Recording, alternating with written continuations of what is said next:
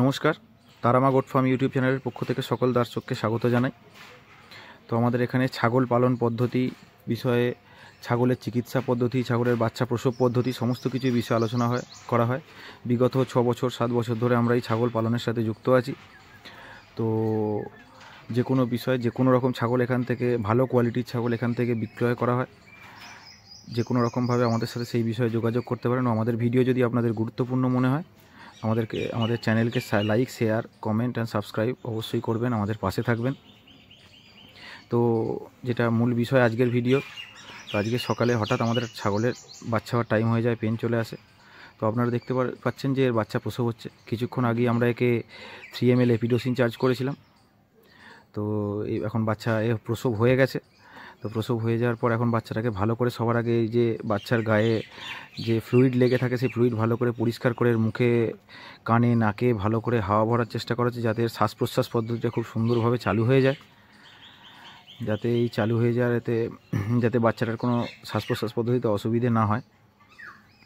তো এই ছাগলটি আমাদের এখানে দ্বিতীয়বার বাচ্চা দিল। এই ছাগলটাকে আমরা আমাদের বিটেলের ব্রিডার দিয়ে ক্রস করিয়েছিলাম, ওই কারণে পিওর জেড ব্ল্যাক কালারের বাচ্চা এসেছে। আপনারা দেখতে পাচ্ছেন খুবই সুন্দর বাচ্চা। তো এরপর আমরা একে আরও ভালোভাবে পরিষ্কার করছি, যাতে এর গায়ে কোনো রকমভাবে ফ্লুইড না থাকে, এবং এই ফ্লুইড যাতে মা মুখে নাও দিতে পারে, কারণ মায়েরা সবসময় বাচ্চা হওয়ার পরে তাকে চাটার চেষ্টা করে এই ফ্লুইডটার কারণে। এমনিই তারা চাটে, এই ফ্লুইডটা তারা পরিষ্কার করার চেষ্টা করে, কিন্তু যত এইটা তাদের পেটে না যাবে তত ভালো। সেই জন্য একে পরিষ্কার করা হচ্ছে ভালোভাবে। তো এরপর আমরা আস্তে আস্তে বাচ্চাটাকে ভালো করে পরিষ্কার করে, আরও ভালো করে ফুঁ দিয়ে যাতে এর শ্বাস প্রশ্বাসটা খুব ভালোভাবে চলে, সেই দিক থেকে ঠিকঠাকভাবে ব্যবস্থা করার চেষ্টা করা হচ্ছে। এবার এই পাম্পারটা দিয়ে এর ভিতরে যে ফ্লুইড থাকে গলার, সেই ফ্লুইডগুলো বার করে দেওয়া হচ্ছে। এর আগে আমরা কিছুক্ষণ আগে নাড়িটি কেটে দিয়েছি, আপনারা দেখতে পাচ্ছেন ভিডিওতে। নাড়িটা পরিষ্কারভাবে কেটে দেওয়া হয়ে গেছে, আর নাড়িটা গেট দিয়ে করে কাটা হয়েছে, এবং নাড়িটা কাটার পরই ওখানে ভালো করে আমরা দিয়ে দিয়েছি, আপনার যেটা ব্যবহার করা হয়,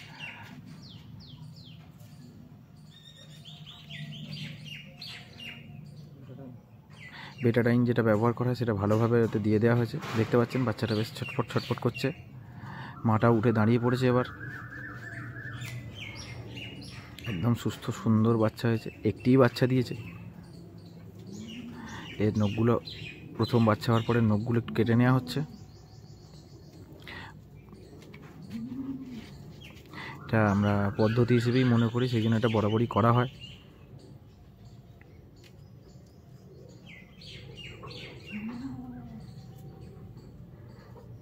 আবারও ভালো করে শরীরকে পরিষ্কার করা হচ্ছে খুব সুন্দর করে, যাতে কোনোভাবে ফ্লুইড গায়ে না থাকে, যা থেকে ঠান্ডা লেগে যাওয়ার বা সর্দি হয়ে যাওয়ার ভয় থাকে। আবার একটা নতুন থলে আনা হলো, যার উপর ওকে চেঞ্জ করে শিফট করে এখানে নিয়ে আসা হবে, কারণ ওই থলেটা ভিজে গেছে পুরোপুরি, ওতে আর রাখা হবে না। ওখান থেকে আবার ওকে এখানে নিয়ে চলে আসা হবে, তাও মায়ের মুখের কাছে, যাতে মাও একটু তাকে আদর করতে পায়। তো দেখতে পাচ্ছেন আপনারা প্রত্যেকটা জায়গা ছাগলের যাতে ভালো করে পরিষ্কার করতে হচ্ছে। আর একবার কনফার্ম করে নেওয়া হলো বাচ্চাটা ফিমেল কিনা। এই যে মা চাটার চেষ্টা করছে বাচ্চাটিকে, খুব সুন্দর। এরকমভাবে বাচ্চাকে স্টেপ বাই স্টেপ ভালো করে পরিষ্কার করলে, আবার একবার আমরা এতে বেটাডাইন দিয়ে দিলাম তার নাড়িতে, যাতে ওই জায়গা থেকে কোনো রকম ইনফেকশান না হয়ে যায়। তো এর পরের পদ্ধতি হিসেবে আমরা মাকে আর বাচ্চাকে 72 ঘন্টার মধ্যে টিটেনাস ইঞ্জেকশন করে দেবো। এবার বাচ্চাকে অনেকক্ষণ হয়ে গেছে, এবার ভালো করে প্রথম শাল দুধটা মায়ের বাচ্চাকে ভালো করে খাওয়ানো হবে। আপনারা দেখতে পাচ্ছেন কত সুন্দরভাবে বাচ্চাটি জন্মানোর প্রায় মিনিট 15 পরেই ভালোভাবে পরিষ্কার করার কত সুন্দর করে শাল দুধ খাচ্ছে, আপনারা দেখতে পাচ্ছেন।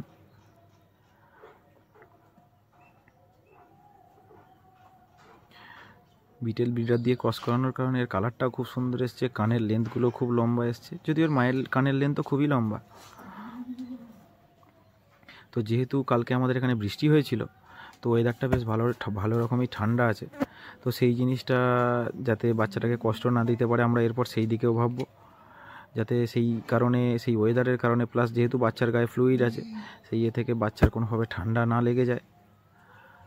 তো দেখতে পাচ্ছেন আপনারা কত সুন্দর বাচ্চাটা দুধ পান করছে, প্রথম মায়ের শাল দুধ। এটা বাচ্চাদের জন্য খুবই প্রয়োজনীয়। এই দুধের কারণে বাচ্চাদের সমস্ত রকম ভিতরের অঙ্গ প্রত্যঙ্গ খুব ভালোভাবে সজীব হয় ও সব কিছু ঠিকঠাকভাবে কাজ করতে শুরু করে এবং বাচ্চারা প্রয়োজনীয় পুষ্টিগুণ যা পাওয়ার প্রথম দিকে সব কিছু এই থেকেই পায়। মায়ের দুধ একটা বাচ্চার জন্য, সেটা আমাদের মানুষের দিক ক্ষেত্রেও হোক বা এদের যে কোনো পশুর ক্ষেত্রে হোক, সেটা খুবই গুরুত্বপূর্ণ জিনিস। তো সেটা যাতে পর্যাপ্ত পরিমাণে পায় বাচ্চা প্রথমবারে, সেটা আমাদেরকে খুব ভালোভাবে নজর রাখতে হবে। মানে বাচ্চাটার খাওয়ার এও খুব ভালো, খুব সুন্দরভাবে সে দুধটি পান করে যাচ্ছে। এবার আমরা আস্তে আস্তে বাচ্চাটি দুধ খাওয়া হয়ে গেছে, এবার আমরা তাকে একটা ট্রের ভিতরে ক্যারেটের মধ্যে শিফট করে নতুন আবার একটি থলে পেতে তাকে একটি 200 ওয়াটের ল্যাম্পের নিচে আমরা রেখেছি, যাতে একটু ভালো করে 200 ওয়াটের ল্যাম্পের হিটটা সে পায়। কারণ এখন তো ভোরবেলা, রোদ উঠতে এখনও বা দেরি আছে, আকাশে সূর্য উঠতে। রোদ উঠলে আমরা একটু রোদে দেবো, কিন্তু এখন আমরা একে এখানে দিয়ে দিয়েছি যাতে এই 200 ওয়াটের ল্যাম্পের উত্তাপটা থেকে ভালো রকমভাবে শরীরটা গরম হয়ে যায়, যাতে এর ভিতরে সর্দির ভাবটা কোনো রকমভাবে না থাকে। দেখতে পাচ্ছেন কত সুন্দর ফেস পাঞ্চ এসছে বিটেলের বাচ্চা হওয়ার কারণে, খুবই সুন্দর। তো এরকম কোয়ালিটির বাচ্চা আমাদের এখানে আছে, এর আগেও আমার এখানে বহু বাচ্চা হয়েছে, তো এরপরেও হবে। এখনও আমাদের বহু ছাগল এখানে প্রেগনেন্ট আছে। এরকম অনেক গুরুত্বপূর্ণ ভিডিও পাওয়ার জন্য আমাদের চ্যানেলটিকে অবশ্যই ফলো করুন ও আমাদের চ্যানেলটি সাবস্ক্রাইব করে রাখুন। ও এই ভিডিও, এরকম গুরুত্বপূর্ণ ভিডিও যদি আপনাদের ভালো লাগে, ভিডিওটি লাইক, কমেন্ট, শেয়ার অবশ্যই করবেন। ও যে কোনো রকম ছাগল পালন সংক্রান্ত বিষয়ে কোনো রকম সমস্যার সম্মুখীন হলে আমাদের চ্যানেল বা আমাদের এই ফার্মের কন্ট্যাক্ট নাম্বারের সাথে আপনারা যোগাযোগ করতে পারেন।